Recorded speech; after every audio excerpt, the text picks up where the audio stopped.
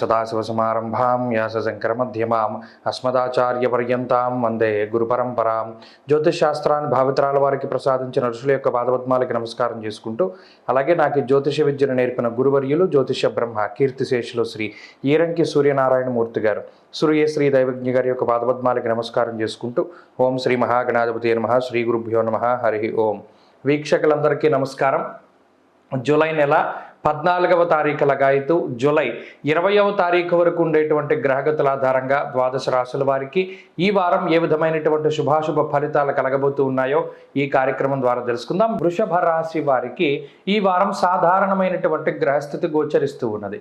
ప్రత్యేకించి ఈ రాశి వారికి ఒక గ్రహం అనుకూలత పెరిగింది. గత వారంతో పోల్చుకుంటే రవి యొక్క బలం అనేటువంటిది ఈ రాశి వారికి ఎక్కువగా ఉన్నది. తృతీయ స్థానమందు రవి గ్రహం యోగిస్తూ ఉన్నారు ఈ వారంలో. అలాగే చంద్రబలం ఉన్నది. రాహు అనుకూలమైనటువంటి గ్రహంగా ఈ రాశి వారికి చెప్పవచ్చు.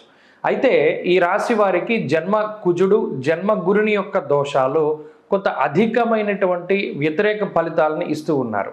ప్రత్యేకించి వ్యయ కుజుని యొక్క దోషం తొలగిపోయినప్పటికీ ఆ కుజుడు జన్మరాశిలోనే సంచారం చేస్తూ ఉండడం వల్ల కుజగురుల యొక్క యుతి అనేటువంటిది ఈ రాశి వారికి అంత కలిసి వచ్చేటువంటి విషయం కాదు.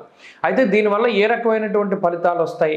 క్షణికమైనటువంటి ఆవేశంలో తీసుకున్నటువంటి నిర్ణయాలు, అలాగే కోపంలో మాట్లాడినటువంటి మాటలు, లేదా కోపంలో తీసుకున్నటువంటి నిర్ణయాలు, లేదా ఇతరత్రా ఎవరిని సంప్రదించకుండా మీకు మీరుగా సొంతంగా ఏవైతే నిర్ణయాలు తీసుకుంటూ ఉంటారో వాటి ద్వారా వ్యతిరేకమైనటువంటి ఫలితాలను ఎదుర్కొనవలసి వస్తుంది. క్షణికావేశంలో ఎట్టి పరిస్థితుల్లోనూ ఒక బలమైనటువంటి నిర్ణయాన్ని ఈ రాశి వారు తీసుకోకూడదు. ఈ పరంగా కొంత జాగ్రత్తగా ఉండాలి. అలాగే అతివేగము అనేటువంటిది ప్రమాదకరంగా ఉంటుంది. కాబట్టి కుజుడు జన్మరాశిలో సంచారం చేస్తూ ఉన్నప్పుడు ప్రతి చిన్న విషయము అతి తొందరగా పూర్తి అవ్వాలని, లేదా ఎక్కువసేపు నేను కాలాతీతాన్ని భరించలేను, టైం వేస్ట్ చేయలేను, నాకు ప్రతి పని చాలా స్పీడ్గా అవ్వాలి అనేటువంటి విధానంలో కొన్ని సందర్భాల్లో వెనక నుండి వెళుతూ ఉంటారు. ఈ పని అవ్వాలంటే ఇలాగే వెళ్ళాలనో, లేకపోతే ఈ పని పూర్తి చేయాలంటే ఈ అడ్డదారిలో వెళ్ళాలనో ఇలాంటి మాటలు మాట్లాడుతూ ఉంటారు.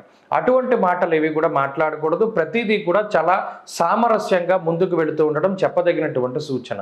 రవి యొక్క బలం ఎప్పుడైతే పెరిగిందో కొంత ఆత్మవిశ్వాసం పెరుగుతుంది.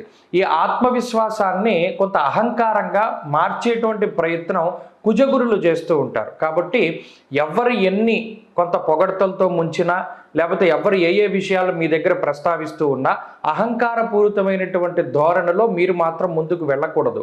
ఎప్పుడూ కూడా మీకుండే ధైర్యము, మీకుండే ఆత్మస్థైర్యాన్ని మీలోనే దాచిపెట్టుకుని మీరు కొంచెం సామరస్యంగానే ముందుకు వెళ్ళాలి. ఒడిదుడుకు ప్రయాణాలు చేయకూడదు. ప్రత్యేకించి ఈ గ్రహస్థితి ఆర్థికంగా గత వారంలో ఉండేటువంటి పరిస్థితులనే సూచిస్తూ ఉన్నది. ఆర్థిక పరిస్థితుల్లో మార్పు ఏమీ కనబడటం లేదు. ఆరోగ్యపరమైనటువంటి విషయాల్లో కొంత జాగ్రత్తలు తీసుకుంటూ ఉండాలి. అలాగే ఉద్యోగస్తులు, వ్యాపారస్తులకి ఈ సమయం చాలా పరీక్షా కాలంగా చెప్పవచ్చును. మీ సహనానికి ఇది ఒక పరీక్షగా ఈ వారం ఉండబోతూ ఉన్నది. విద్యార్థులకి గ్రహగతులు సాధారణంగానే గోచరిస్తూ ఉన్నాయి. ఇక స్త్రీలకు ప్రత్యేకించి ఈ గ్రహస్థితి వల్ల ఉద్యోగ వ్యాపారాలు చేసేటువంటి వారిలోనే కొన్ని క్రియాశీలకమైనటువంటి మార్పులు వస్తున్నాయి. గృహిణులందరికీ కూడా ఈ వారం గ్రహస్థితి సాధారణంగానే గోచరిస్తూ ఉన్నది. వృషభ రాశి వారి ఈ వారం మరింత అనుకూలమైనటువంటి ఫలితాలని సాధించడానికై కుజగ్రహ ఆరాధన ఎక్కువగా చేస్తూ ఉండాలి. సుబ్రహ్మణ్యేశ్వర స్వామి వారి యొక్క భుజంగ స్తోత్ర పారాయణ చేస్తూ ఉండడం చెప్పదగినటువంటి సూచన. ఈ వారంలో కలిసొచ్చేటువంటి రోజు ఆదివారంగా చెప్పవచ్చును. అదృష్ట సంఖ్య 9, అదృష్ట వర్ణము లేత ఎరుపు రంగు. తదుపరి మిథున రాశి.